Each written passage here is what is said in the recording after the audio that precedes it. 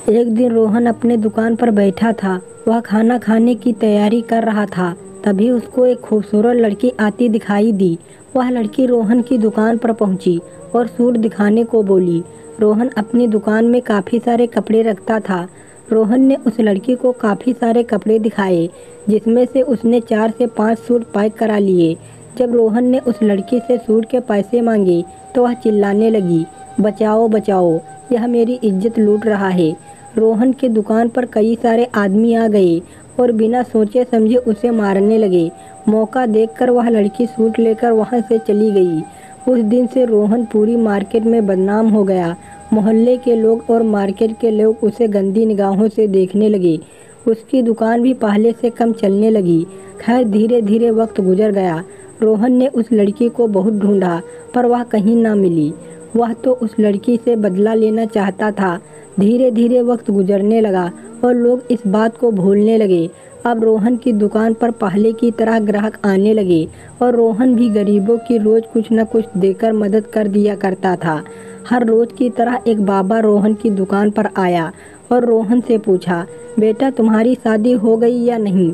रोहन ने बोला, बाबा अभी हमारी शादी नहीं हुई।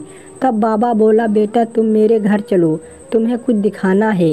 रोहन ने बाबा की बात मानकर शाम को दुकान बंद की और बाबा के घर चला गया। रोहन बाबा का घर देखकर बड़ी हैरानी हुई, लेकिन उसे बड़ी हैरानी तब हुई जब उसने बाबा की भतीजू को वहां पर देखा। उसको देखकर रोहन के अंदर बदले की आग जल उठी, क्योंकि वह वही लड़की थी जिसने रोहन की जिंदगी बर्बाद की थी। पर उसने बाबा को कुछ नहीं बताया। तभी बाबा रोहन से बोला, बेटा यह मेरी भतीजी है, मैं चाहता हूँ आप मेरी भतीजी के साथ शादी कर लो। रोहन ने उस लड़की से बदला लेने के लिए बिना सोचे समझे हाँ कर दी और वापस आकर शादी की तैयारी करने लगा। कुछ दिन बाद रोहन ने उस लड़की से शादी कर ली और वह एक किराए की बिल्डिंग में रहने लगा। रोहन ने शादी की पहली रात को ही उस लड़की को बहुत परेशान किया और अलग कमरे में सो गया। उसकी पत्नी रात भर तड़पती रही। अब रोहन कभी खाने में कमी निकालता तो कभी किसी चीज़ में कमी निकालता। उसे खूब सताता था। रोहन ने उससे बदला लेने के लिए शादी की थी।